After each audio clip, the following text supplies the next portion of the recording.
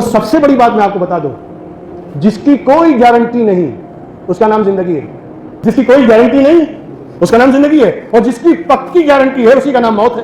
موت ایک ایسی حقیقت ہے، ایک ایسی ریئلٹی ہے، ایک ایسی واستوکتا ہے کہ جس پر گارنٹی دی جا سکتی ہے. مرے گا، اب کب مرے گا معلوم نہیں لیکن مرے گا. تو موت ایک ایسی چیز ہے جو گارنٹیڈ ہے اور سب کو مرنا ہے. لیکن سوال یہ پیدا ہوتا ہے کہ کیا سب کی موت برابر ہے؟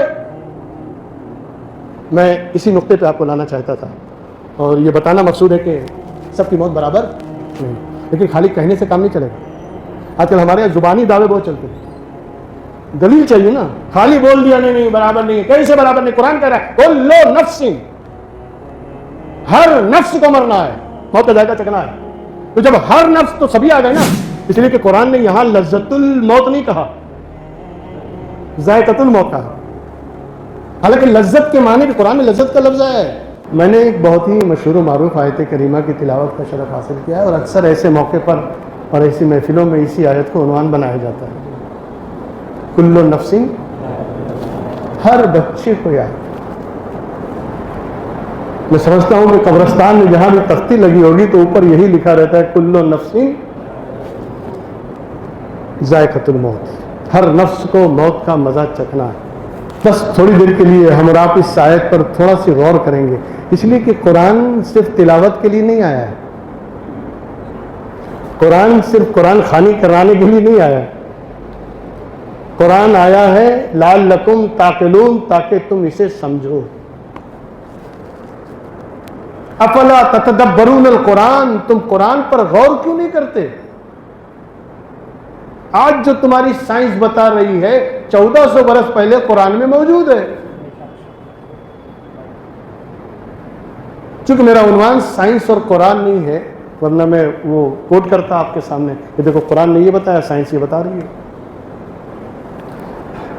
لیکن قرآن پہ غور و فکر کرنا اور اس کے ایک ایک لفظ پر سوچنا، اس لیے کہ قرآن 6666 آیتوں پہ مشتمل ہے. 6666 آیتیں، 14 صورتیں ہیں، 114 صورتیں، اور اسی میں پورا قرآن ہے. اور کمال یہ ہے تبیانا لکل شیء، ازل سے لے کے ابد تک ہر چیز کا بیان قرآن میں موجود ہے. غور کرو، کوئی ایسا سوال نہیں ہے کہ جس کا جواب قرآن نہیں دے رہا ہو. بس یہ کہ ہمیں قرآن کی گہرائی میں اترنا پڑے گا، ہمیں قرآن کو سمجھنا پڑے گا. آج سائنس بلیک ہول کی بات کرتی ہے، 30ویں پارے میں قرآن میں موجود ہے. ہاں، بہرحال سائنس اور قرآن تو میرا موضوع نہیں ہے. میں بتانا یہ چاہتا ہوں کہ میں نے جس آیت کریمہ کی تلاوت کا شرف حاصل کیا ہے، پہلے اس کا ترجمہ سنیے، اور اس ترجمے کو سننے کے بعد میں کوئی فنی تقریر کرنے نہیں بیٹھا ہوں. آج جو محفل ہے چہلم کی، زیب النساء مرحومہ کے ایصال ثواب کے لیے محفل رکھی گئی. کمال الدین بھائی کمال والا، ان کی زوجہ ہے نا، ان کی زوجہ ہیں، یہ بیوی ہیں، اور ان کے وصال کی یعنی چہلم کی محفل یہ آج جو سجی ہے. لیکن ایک چیز اور دھیان رکھیے گا، ہمیشہ یہ دنیا اللہ نے جائے عبرت بنایا ہے. دنیا کو سبق لینے اور سبق سیکھنے کا جو ذریعہ اور میڈیٹر ہے وہ دنیا ہے. آج ہم دوسرے کے چہلم کی محفل میں بیٹھے ہیں نا، ہمیں سبق یہ لینا ہے کہ کل اسی طرح ہماری بھی محفل سجنے والی ہے. لوگ ہماری چہلم کی محفل میں بھی شریک ہوں گے، لوگ ہمارے ایصال ثواب کی محفل میں بھی شریک ہوں گے. تو اس سے پہلے کہ وہ لمحہ آئے ہمیں اپنی اصلاح کر لینی چاہیے، ہمیں اللہ کی طرف پلٹ جانا چاہیے، ہمیں اللہ کی بارگاہ میں سجدہ ریز ہو جانا چاہیے، ہمیں گناہوں سے توبہ کر لینی چاہیے، ہمیں اللہ کی بارگاہ میں اس کا شیلٹر لے لینا چاہیے. اس لیے کہ جو اللہ کے شیلٹر میں نہیں آتا اس کے لیے کوئی بچاؤ نہیں ہے. اللہ کا شیلٹر کمپلسری، اللہ کی پناہ میں آنا ضروری ہے. یہاں تک کہ ہم جب قرآن پڑھنا شروع کرتے ہیں تو بسم اللہ الرحمن الرحیم بعد میں کہتے ہیں، اعوذ باللہ من الشیطان الرجیم پہلے کہتے ہیں. شیطان سے پناہ مانگنا، اللہ کا شیلٹر مانگنا یہ پہلے ہے. اس لیے کہ ہمارا پڑھنا بھی اسی وقت بابرکت ہوگا اور ہمارے لیے سود مند اور فائدے مند ہوگا جب ہم شیطان کے رقیق حملوں سے بچیں گے. اور شیطان سے بچانے والی کوئی طاقت ہے تو لا حول ولا قوت الا باللہ. وہ صرف اللہ کی طاقت ہے جو شیطان سے محفوظ رکھتی ہے اور شیطان کے حملوں سے بچاتی ہے۔ پیر کے باتیں بہت دور تک چلی جائیں گی، میں صرف یہ کہنا چاہتا ہوں کہ ہم جو جمع ہوئے تو ہمیں اس محفل سے سبق لے کر ہماری آنے والی زندگی کو اور سنوارنا چاہیے، اللہ کی طرف مائل ہونا چاہیے، توبہ کرنا چاہیے، استغفار کرنا چاہیے، اس لیے کہ وہ دن اس سے پہلے کہ وہ دن آئے۔ وہ کہتے ہیں نا، ایک بہت اچھا مقولہ ہے، نماز پڑھو اس سے پہلے کہ تمہاری نماز پڑھی جائے۔ نماز پڑھو اس سے پہلے کہ تمہاری نماز پڑھی جائے۔ یہ عقل مند ہو، عقل مند ہی سبق لیتا ہے، بے وقوف نہیں لے گا۔ عقل مند ہی سبق لیتا ہے، لیسن لیتا ہے، اور عقل مند ہی اس سے عبرت حاصل کرتا ہے۔ اسی لیے قرآن کریم نے جہاں بھی عبرت لینے کی بات آئی، سبق لینے کی بات آئی، تو وہاں عقل مندوں کو ذکر کیا ہے۔ فَاعْتَبِرُوا يَا أُولِي الْأَبْصَارِ، عقل والو سبق حاصل کرو۔ عقل والوں ہی کو مخاطب کیا ہے، اور یہ اشارہ بتا دیا کہ سبق لینے والا وہی ہوتا ہے جو عقل مند ہوتا ہے۔ تو ہمیں اس محفل سے سبق بھی لینا ہے، اور ہم دیکھتے ہیں کہ دنیا میں روزانہ ہماری بستی سے، ہمارے محلے سے، ہمارے ایریے سے لوگ گزرتے رہتے ہیں اور قبرستان جا کے بس جاتے ہیں، اس بستی کو چھوڑ کر اس بستی میں چلے جاتے ہیں۔ تو بھی ہمیں سبق لینا چاہیے کہ بھئی ایسا ہے کہ جب اس بستی کو چھوڑ کے ہمیں اسی بستی میں جانا ہے تو ہمیں وہاں کی تیاری بھی تو کرنا چاہیے۔ میں آج کوئی فنی اور نکاتی تقریر کرنے نہیں بیٹھا ہوں، کچھ سمجھانے بیٹھا ہوں قرآن کریم کے مادھیم سے۔ قرآن کریم کے ذریعے میں چاہتا ہوں کہ کچھ باتیں آپ تک ایسی پہنچ جائیں کہ شاید آپ نے نہ سنی ہو۔ کوشش یہ کروں گا کہ وہ بات آپ تک پہنچے۔ کل نفس ذائقۃ الموت، اس کا ترجمہ سنیے، اور پھر تھوڑی دیر میں آپ کے ذہن کو دوسری طرف لے جاؤں گا، اور پھر اسی آیت پہ ہم پلٹ کر آتے ہیں۔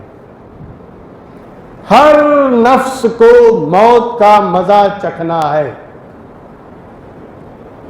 ہر نفس کو، چھوٹا ہو یا بڑا ہو، امیر ہو یا غریب ہو، اچھا ہو یا برا ہو، نیک ہو یا بدکار ہو، ولی ہو یا غیر ولی ہو، پیر ہو یا مرید ہو، موت کا مزہ تو سب کو چکھنا ہے۔ آپ کے ذہن کو ایک طرف لے جاؤں، مجھے بتائیے اس آیت کریمہ کو سننے کے بعد کیا ہمارے دماغ میں وہ بات نہیں آتی کہ سب کو مرنا ہے، یعنی موت سب کے لیے برابر ہے؟ موت سملر ہے، موت سب کو آنی ہے۔ نیکوکار ہوگا وہ بھی مرے گا، بدکار ہوگا وہ بھی مرے گا، نمازی ہوگا وہ بھی مرے گا، غیر نمازی ہوگا وہ بھی مرے گا، اچھا ہوگا وہ بھی مرے گا، برا ہوگا وہ بھی مرے گا، امیر کروڑ پتی ارب پتی مرے گا، غریب فقیر مسکین مرے گا۔ تو موت میں تو سب برابر ہو گئے نا، سب کو موت آتی ہے، سبھی کو مرنا ہے، تو مرنا کیا سب میں برابر ہے؟ بس یہی ایک سوال ہے، اور ہم قرآن کی آیت کی روح سے اس سوال کا جواب حاصل کریں گے۔ لیکن اس کا جواب دینے سے پہلے میں آپ کے ذہن کو ایک طرف لے جانا چاہتا ہوں کہ دیکھیے اللہ کی سنت قدیمہ کیا ہے۔ اللہ نے اس کائنات کو پیدا کیا، اللہ نے اس کائنات کو تخلیق فرمایا، کہیں کن کہہ کے پیدا کیا، کہیں اپنی حکمت بالغہ سے اسے تخلیق فرمایا۔ اب یہ کن کہہ کے پیدا کرنے میں کیا فرق اور تخلیق کرنے میں کیا فرق ہے؟ یہ دونوں الگ الگ چیزیں۔ امر سے جو چیز پیدا ہوتی ہے وہ بھی مخلوق ہے، اور اللہ نے جسے پیدا کیا وہ بھی مخلوق ہے۔ الا لہ الخلق والامر، خلق بھی اللہ کا ہے، امر بھی اللہ کا ہے۔ تو دو طرح سے اللہ نے پیدا کیا، کچھ چیزوں کو کن کہہ کے پیدا کیا اور کچھ چیزوں کو پروسیس سے پیدا کیا۔ جس کائنات کو پروسیس سے پیدا کیا ہے اس کے بارے میں ارشاد فرماتا ہے کہ ہم نے آسمان اور زمین کو 6 دنوں میں پیدا کیا، فی ستۃ ایام، کتنے دنوں میں؟ 6 دنوں میں۔ اللہ نے اس کائنات کو جو پیدا کیا تو 6 دنوں میں، جب تو دن بھی نہیں تھا، دن تھا ہی نہیں، نہ سورج ہے، نہ چاند ہے، نہ ستارے ہیں، نہ آسمان ہے، کچھ نہیں ہے۔ اللہ نے کائنات پیدا کیا بگ بینگ سے، ایک مادے کو پھاڑ دیا، اور وہ مادہ جب پھٹا تو پوری کائنات وجود میں آئی۔ پھر میں سائنس کی طرف چلا جا رہا ہوں، میں بتانا یہ چاہتا ہوں کہ قرآن میں پوری سائنس موجود ہے. اللہ نے کہا 6 دنوں میں، 6 دنوں مطلب جب دن تھا ہی نہیں تو دن کیسے؟ تمہارا دن سے مراد ہے اسٹیج. 6 اسٹیج میں اللہ نے پیدا کیا. وہاں دن سے یہ مراد نہیں جو ہمارے یہاں سورج نکلتا ہے، دن بھر آفت مچاتا ہے اور رات میں ڈوب جاتا ہے. پورے احمد آباد کو بالکل قیامت کا میدان بنا کے رکھا ہے اس نے. یہ جو سورج نکلتا ہے دن میں، رات میں ڈوب جاتا ہے، یہ دن نہیں ہے. اللہ جو دن فرما رہا ہے، ایام کے معنی عربی میں وقفے کے بھی آتے ہیں، اسٹیج. اللہ نے 6 وقفے میں، 6 اسٹیج میں اس دنیا کو پیدا کیا، کائنات کو پیدا کیا. اچھا اللہ نے پیدا کیا، زمین بنایا، آسمان بنایا، چاند بنایا، سورج بنایا، ستارے بنائے، مشرق بنایا، مغرب بنایا، سیارے بنائے، شمال بنایا، جنوب بنایا، سب کچھ بنا دیا اس نے. مگر ایک چیز اللہ کی سنت یاد رکھی، اللہ نے ہر چیز برابر پیدا نہیں کی. ابھی اللہ کی سنت ہے کہ وہ ہر چیز کو سیم نہیں بناتا. پہاڑ ہے تو سب پہاڑ ایک سا ہو، نہیں. پہاڑ چھوٹے بھی ہیں، بڑے بھی ہیں، اونچے بھی ہیں، چوڑے بھی ہیں، پھیلاؤ میں بھی ہیں، سمٹے ہوئے بھی ہیں، ہر طرح سے. یہ اللہ کی سنت قدیمہ ہے. زمین بنایا، کہیں اونچی ہے، کہیں نیچی ہے، کہیں کھڈا ہے، کہیں کھائی ہے، تو کہیں بالکل میدانی علاقہ ہے، کہیں ریگستان ہے. برابر کہاں ہے؟ کوئی چیز بتائی نا. انسان کو پیدا کیا، ہر انسان برابر ہے. کوئی لمبا ہے، کوئی ناٹا ہے، کوئی موٹا ہے، کوئی دبلا ہے، چہرے میں فرق ہے، کسی کا چہرہ ایک دوسرے سے نہیں ملتا. یہ سب الگ الگ ہے. کوئی کالا ہے، کوئی گورا ہے. یہ عجیب اللہ کی تخلیق دیکھیے نا آپ، کسی چیز میں برابر نہیں رکھا. ارے انتہا کی بات بتاؤں، اگر اس نے آدم سے لے کر محمد عربی تک انبیاء اور رسول بھیجے، ان میں بھی برابری نہیں. تلک الرسل فضلنا بعضهم على بعض منهم من کلم اللہ ورفع بعضهم درجات. وہ اللہ جس نے رسولوں کی جماعت کو بھیجا اور یہ کہہ کے بھیجا تلک الرسل، یہ رسولوں کی جماعت ہے، فضلنا بعضهم على بعض، ان میں ہم نے ایک کو دوسرے پر فضیلت دی ہے. منهم من کلم اللہ، اس میں وہ بھی ہے جس نے اللہ سے باتیں کی ہیں، اور بعض یعنی ایک تو وہ ہے کہ جس کو اللہ نے سب سے بلند فرمایا، درجوں بلند کیا، وہ میرے نبی کی ذات.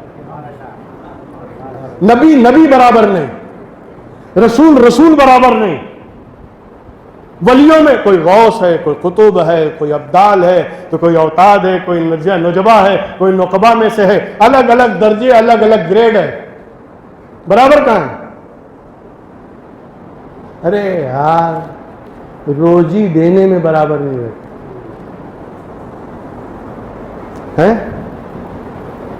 روزی پانے میں سب برابر نہیں. کوئی 1000 کما رہا ہے، کوئی 100 روپیہ کما رہا ہے، کوئی 200 کما رہا ہے، کوئی 10,000 کما رہا ہے، کوئی 1 لاکھ کما رہا ہے، کوئی کروڑوں کما رہا ہے. روزی پانے میں بھی سب برابر ہیں؟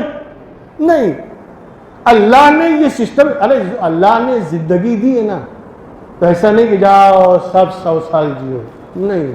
کوئی 1 سال، کوئی 1 مہینہ، کوئی 2 سال، کوئی 10 سال، کوئی 25 سال، کوئی 35 سال، کوئی 40 سال، کوئی 50 سال، کوئی 100 سال، کوئی 200 500 برس تک، 550 برس تک کی روایت موجود ہے. اور حضرت نوح کو 1000 برس زندگی دی ہے، اس میں بھی برابر نہیں. یہ اللہ کی سنت قدیمہ ہے. اب اس کے پیچھے کیا اس کی مصلحت ہے، کیا اس کی حکمت بالغہ ہے، وہ کیا چاہتا ہے، کس طرح چاہتا ہے، وہ ایک الگ بحث ہے. لیکن برابر تو کیا ہی نہیں. ارے گھروں میں کوئی برابر ہے؟ جھوپڑے میں کوئی ہے تو کوئی کچے مکان میں ہے، تو کوئی پکے مکان میں ہے، تو کوئی بلڈنگ میں ہے، تو کوئی فلیٹ میں ہے، تو کوئی بنگلوز میں ہے، کوئی ٹاپ لیول کی. ہوٹلوں میں برابری نہیں، ہر چیز برابر، ڈیلکس، سپر ڈیلکس، یہ ڈیلکس، وہ ڈیلکس. ٹرین میں چلتے ہو اس میں برابر نہیں. ہر چیز میں اونچ نیچ ہے نا. یہی اللہ کی سنت قدیمہ ہے کہ اس نے برابر رکھا ہی نہیں. ہر چیز کو کسی کو اونچا کیا، کسی کو نیچ کر دیا، کسی کو اعلیٰ کیا، کسی کو ادنا کر دیا، کسی کو بہت دے دیا، کسی کو کچھ نہیں دیا. اس کے پیچھے کیا حکمت، کیا سیاست ہے، کیا مسئلہ ہے، وہ اللہ اس کا رسول جانے. لیکن ہے تو سنت یہی نا. تو جو خدا پیدا کرنے میں سب چیزیں برابر نہیں رکھے، جو خدا دنیا میں بھیجنے کے بعد ہمیں برابر نہیں رکھے، سیم سیم نہیں رکھے، سملرٹی نہیں رہے، برابری نہ رہے. ارے علم حاصل کرنے میں دیکھیے، کوئی عالم ہے، کوئی مولانا ہے، کوئی مولوی ہے، کوئی علامہ ہے، کوئی مفتی ہے، کوئی محدث ہے، الگ الگ گریڈ ہے نا. اس میں بھی برابر نہیں، علم حاصل کرنے میں بھی برابر نہیں. یہ اللہ کی سنت قدیمہ ہے کہ وہ برابر رکھتے ہی نہیں. تو جب زندگی دینے میں اس نے 2 سال 5 سال 10 سال 20 سال 40 سال 100 سال اس طرح زندگی دی ہے، سب کو برابر برابر نہیں دیا، تو مارنے میں کیسے برابری کر رہا ہے؟ موت میں کیسے سب برابر ہو گئے؟ موت میں سملرٹی کہاں سے آ گئی؟ کل نفس، ہر جاندار کو ذائقۃ الموت، موت کا مزہ چکھنا ہے. اس میں تو سب آ گئے، اور سب کی موت ایسا لگتا ہے کہ برابر ہے. ایک گنہگار نیکوکار کی موت برابر ہے، ایک بدکار سیاکار اور ایک نیکوکار پرہیزگار کی موت برابر ہے. ایک ولی کی موت اور ایک غیر ولی کی موت برابر ہے. ایک ولی کی موت اور ایک نبی کی موت برابر ہے. یہ کلو جو کہا نا، اس سے ہمیں دھوکہ ہو گیا کہ سب کو موت کا مزہ چکھنا ہے. ہم سمجھے سبھی سیم سیم. آیت کے تیور تو ایسے ہی ہے نا، توجہ چاہوں گا. آیت کے تیور تو یہی ہے کہ بھئی سب مرنے والے ہیں. میں جسے مجمع لگا ہو 10,000 آدمی ہو اور میں کہوں سب مریں گے، مطلب سب برابر ہیں، سب کو ایک ساتھ موت آئے گی، ایک ہی جیسی موت آئے گی. اور سب سے بڑی بات میں آپ کو بتا دوں، جس کی کوئی گارنٹی نہیں اس کا نام زندگی ہے. جس کی کوئی گارنٹی نہیں اس کا نام زندگی ہے، اور جس کی پکی گارنٹی ہے اسی کا نام موت ہے. موت ایک ایسی حقیقت ہے، ایک ایسی ریئلٹی ہے اور ایک ایسی واستوکتا ہے کہ جس پر گارنٹی دی جا سکتی ہے. مرے گا، اب کب مرے گا معلوم نہیں، لیکن مرے گا. تو موت ایک ایسی چیز ہے جو گارنٹیڈ ہے اور سب کو مرنا ہے. لیکن سوال یہ پیدا ہوتا ہے کہ کیا سب کی موت برابر ہے؟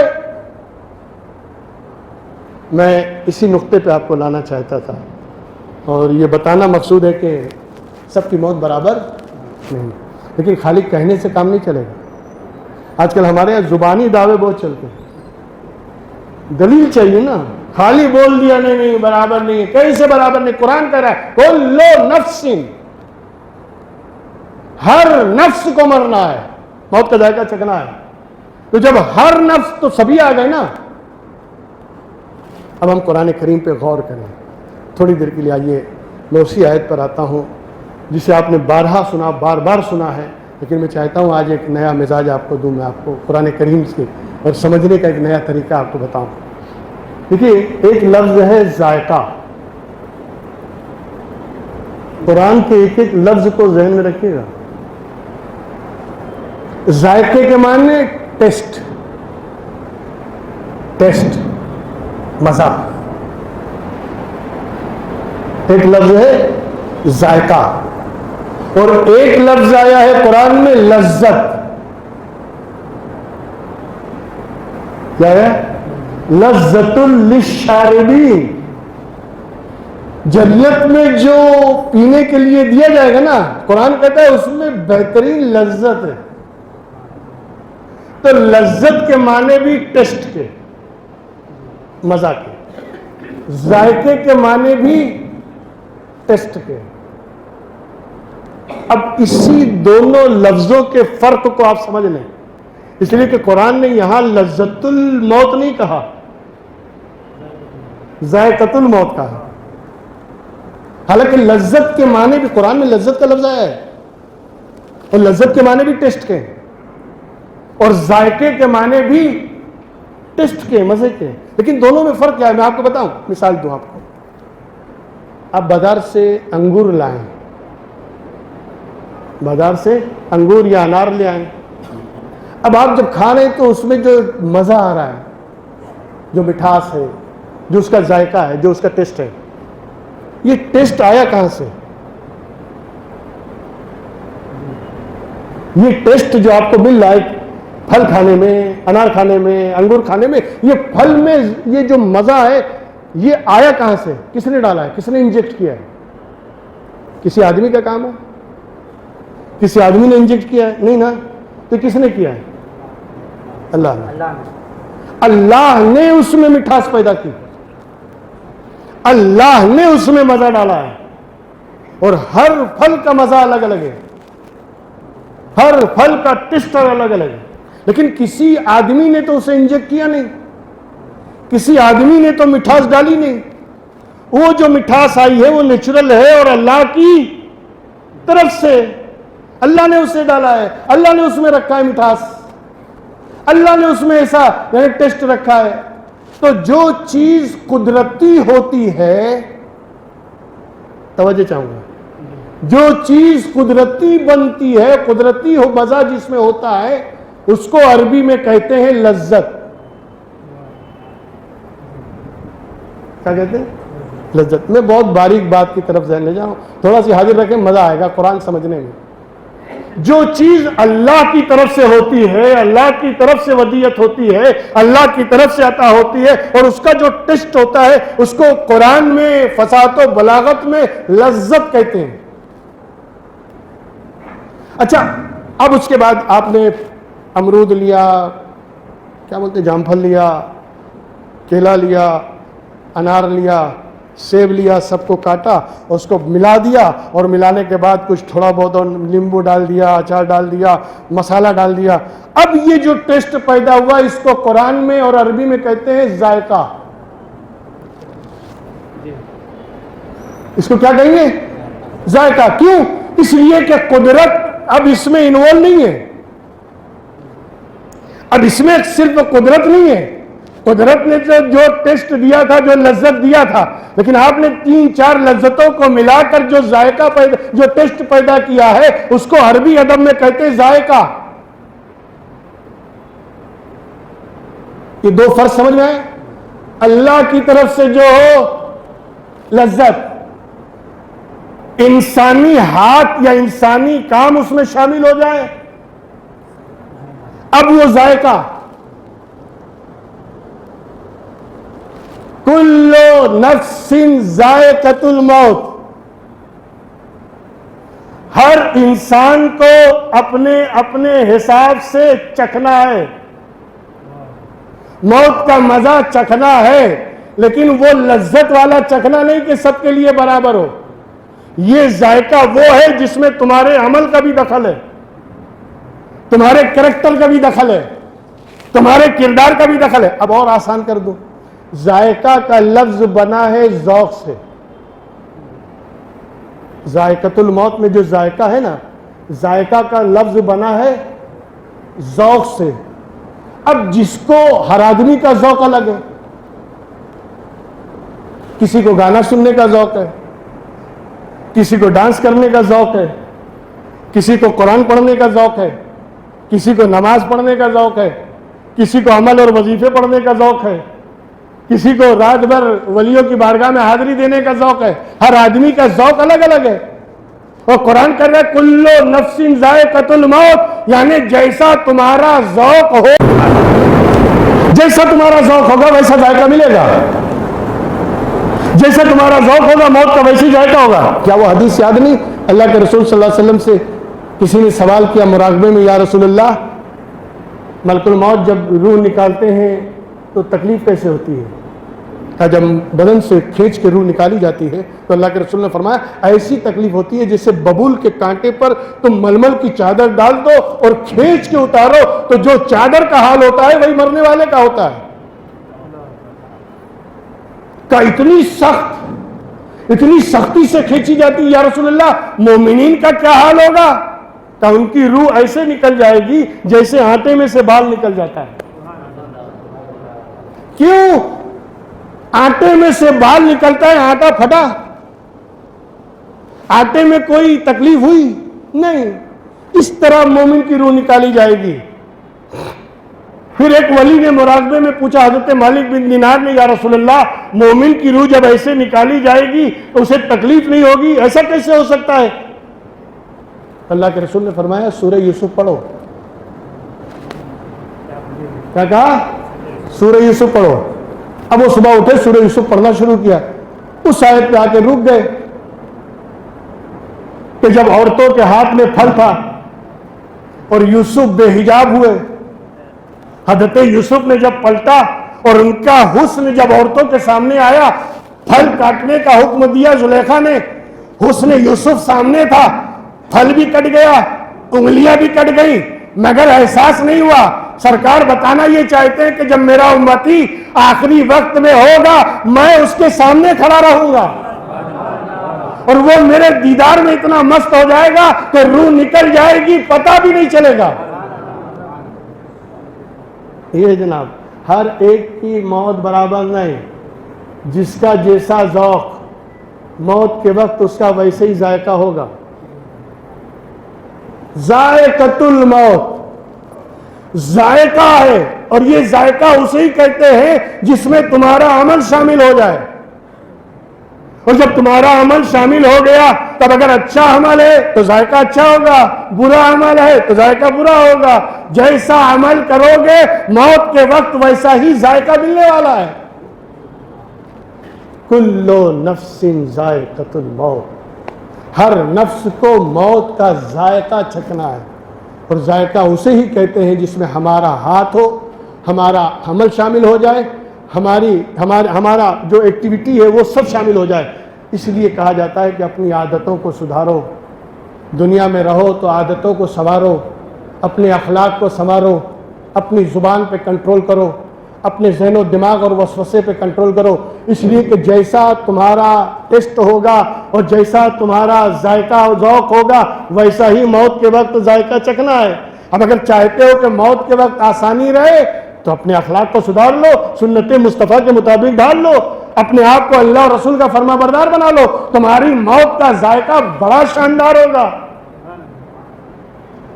جیسا عمل ہوگا ویسا ذائقہ. کلو نفس ذائقہ. اچھا ایک بات اور بھی, میں شاید وہ جمعہ کو یہاں بول گیا ہوں نفس پہ, جب میں نے تقریر کی تھی ابھی ایک جمعہ پہ, کچھ جمعہ پہلے, تو میں نے بتایا تھا کہ اللہ نے 3 چیزیں ہمیں عطا کی ہیں, شریر, روح, نفس. جسم دیا, روح دیا, نفس دیا. اور یہ نفس کا ذکر قرآن میں موجود ہے. ان النفس لامارۃ بالسوء وبالنفس اللوامہ یا ایتھا النفس المطمئنہ. نفس کا ذکر قرآن میں, روح کا ذکر بھی قرآن میں. یسألونک عن الروح قل الروح من امر ربی. اے محبوب یہ تم سے روح کے بارے میں سوال کرتے ہیں, انہیں بتا دو کہ روح تو اللہ کا حکم ہے, اس کی کوئی شکل تھوڑی ہے, اس کا کوئی آکار نہیں, وہ اللہ کا حکم ہے. بس حکم کی کوئی شکل ہوتی ہے, وہ تمہارے ساتھ تمہارے شریر میں ہے, لیکن اللہ نے اس روح کو حکم سے بنایا ہے. اور وہ اتنی لطیف ہے, اتنی لطیف ہے کہ تم ہوا کو تو کیچ کر کے بھر سکتے ہو, اسے بھر بھی نہیں سکتے. ہوا کو تم ٹائروں میں بھرتے ہو کہ نہیں, ہوا کو تم غباروں میں بھرتے ہو کہ نہیں, تو ہوا تو تم کہیں کہیں کسی شکل میں بھر بھی سکتے ہو. روح اتنی لطیف ہے کہ اس ہوا سے بھی زیادہ لطیف ہے, اسے تم بھر بھی نہیں سکتے, اسے پکڑ بھی نہیں سکتے ہو. تو پھر وہ بدن میں رکی کیسے, بدن میں ٹھہری کیسے؟ وہی اللہ نے حکمت بتایا کہ ہم نے نفس کو اور روح کو, روح جو عالم امر کی ہے, عالم بالا کی ہے, اور یہ جو جسم ہے یہ مٹی ہے, مٹی کے جوہر سے ہم نے بنایا ہے. ہم نے اس روح کو اس نفس, اس جسم کے ساتھ جب ملایا تو روح کو روکنے کے لیے ہم نے جوڑ لگایا ہے, اور اسی جوڑ کا نام نفس ہے. ہم نے نفس سے جوڑا ہے تاکہ روح اور جسم الگ نہ ہونے پائیں.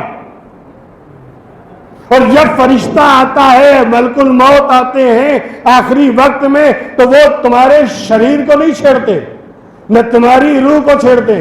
کل روح ذائقۃ الموت نہیں, کل جسم ذائقۃ الموت نہیں, کل نفس ذائقۃ الموت. وہ اسی نفس جوڑ کو کھینچ لیتے ہیں, روح جاتی ہے عالم بالا کی طرف, شریر چلا جاتا ہے قبرستان کی طرف. تو کھینچا کیا انہوں نے؟ نفس کو. اور اسی نفس کو پاکیزہ کرنے کا حکم قرآن دیتا ہے.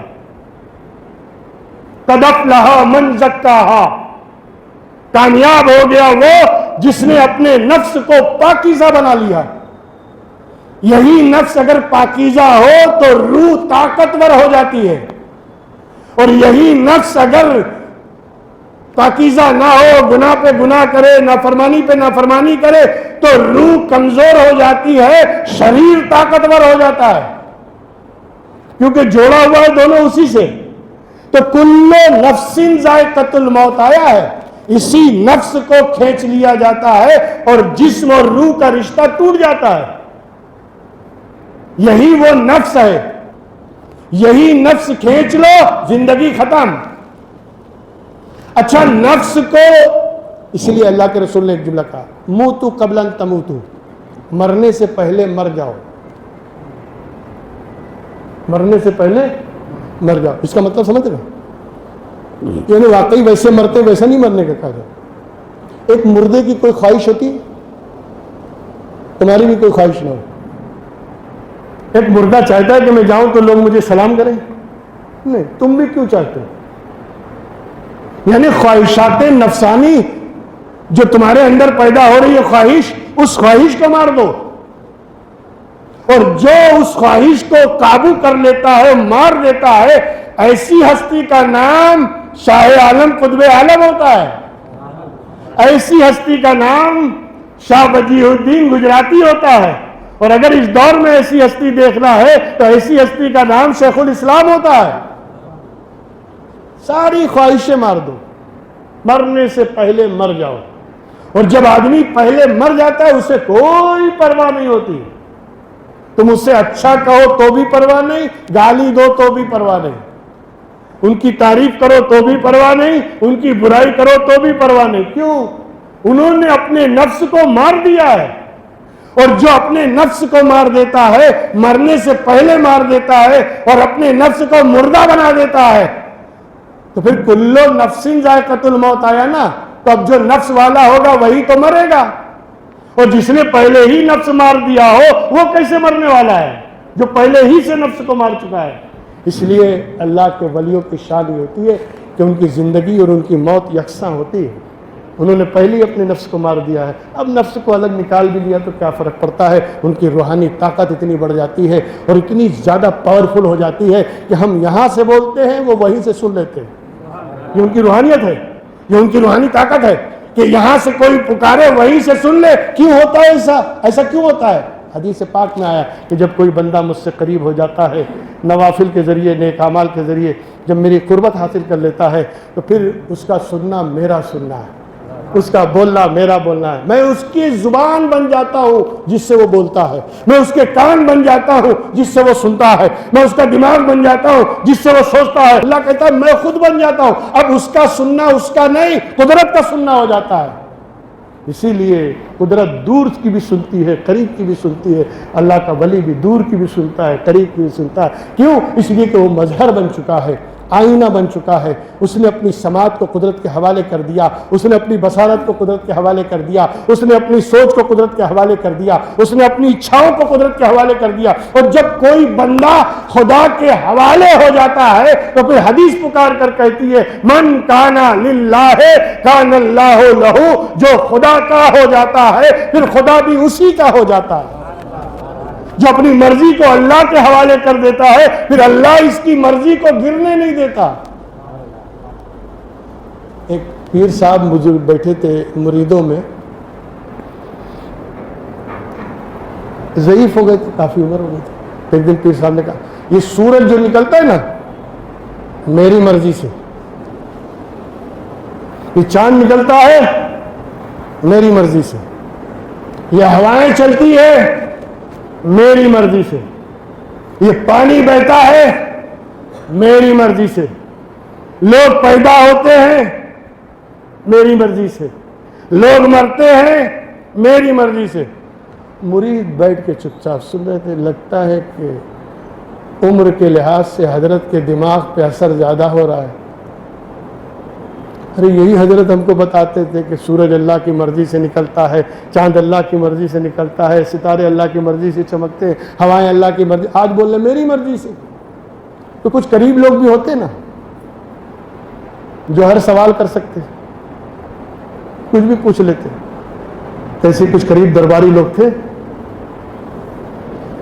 تو اس نے پوچھا حضرت آپ تو کہتے ہیں کہ اللہ کی مرضی سے سورج نکلتا ہے، اللہ کی مرضی سے ڈوبتا ہے، آپ نے یہ بتایا ہم کو. چاند اللہ کی مرضی سے طلوع ہوتا ہے، اللہ کی مرضی سے ڈوبتا ہے، ہوائیں اللہ کی مرضی سے چلتی ہے، پانی اللہ کی مرضی سے بہتا ہے، لوگ اللہ کی مرضی سے پیدا ہوتے ہیں، لوگ اللہ کی مرضی سے مرتے ہیں. کہا صحیح تو بات ہے. ابھی تو آپ بول رہے ہو کہ میری مرضی سے. ابے تو کہا جو اللہ کی مرضی ہوتی ہے وہی میری مرضی ہوتی، جو اللہ کی مرضی وہی میری. اللہ چاہتا ہے سورج نکلے، میں بھی چاہتا ہوں نکلے. اللہ چاہتا ہے ڈوب جائے، میں بھی چاہتا ہوں ڈوب جائے. اللہ چاہتا ہے ہوا چلے، میں بھی چاہتا ہوں چلے. اللہ چاہتا ہے نہیں چلے، میں بھی چاہتا ہوں نہیں چلے. جو اللہ کی مرضی وہی تو میری مرضی ہے. تو جو اللہ کی مرضی وہی تو میری مرضی ہے نا، تو الگ کہاں ہے؟ اس لیے اللہ والے وہ ہوتے ہیں جو اپنی مرضی کو، اپنی اچھاؤں کو، اپنی تمناؤں کو اللہ کی راہ میں قربان کر دیتے ہیں. کیا ہوا حضرت ابراہیم کا؟ کیا کیا اللہ نے حضرت ابراہیم کے ساتھ؟ اے ابراہیم گھر سے نکلو اپنے بال بچوں کو لے کر. نکل پڑے. پوچھا بھی نہیں اللہ سے کیا کہاں جانا ہے، کیا کر رہا ہے. نکل پڑے. کہاں جانا ہے؟ چلتے رہو.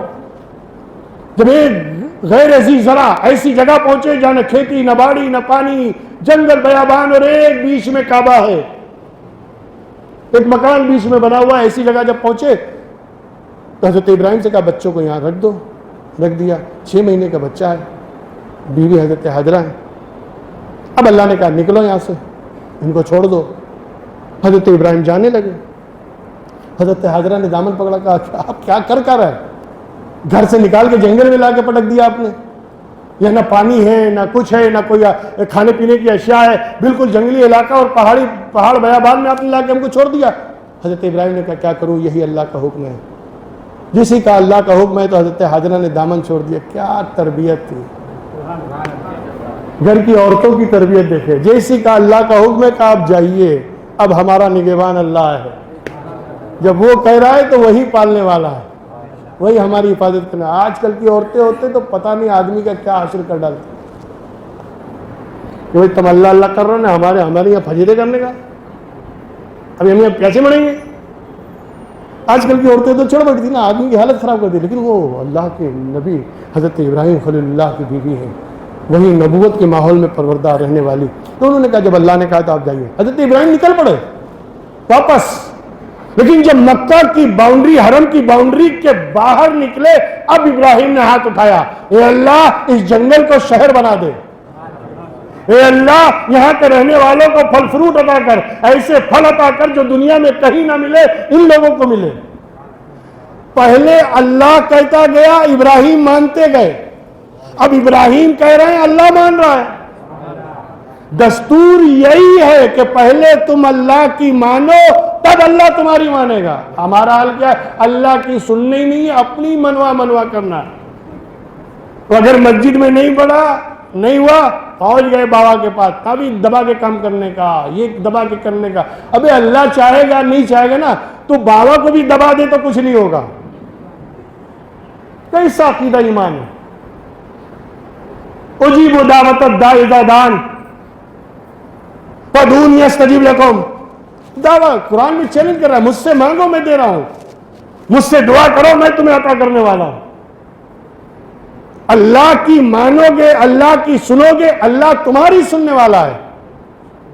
جب تم اپنے نفس کو اللہ کے لیے قربان کرو گے، اپنے نفس کو مار دو گے، اپنی چاہتوں کو مار دیا اللہ اور اس کے رسول کے لیے، تو پھر کیا اللہ اور رسول تمہاری امیدوں اور تمہاری دعاؤں کو قبول نہیں کریں گے؟ یہ ہے مین فڈا کہ اس نفس کو جو اللہ نے ہمیں دیا ہے، ہم اس کو اچھے ذوق والا بنائیں، اچھی عادتیں ڈالیں، اچھے راستے اور صحیح راستے پہ لے کے چلیں، گناہوں سے اس کو بچائیں، معصیت کاری سے بچائیں، اللہ کی نافرمانی سے بچائیں. جب اس کا ذوق ہم اچھا کریں گے تو ذائقۃ الموت بھی بہترین ہونے والا ہے. اللہ تعالیٰ ہم سب کو سچا اور پکا مسلمان بنائے اور صراط مستقیم پر چلنے کی توفیق عطا فرمائے، اور قرآن کی ہدایتوں پر ہمیں عمل پیرا ہونے کی سعادت نصیب فرمائے.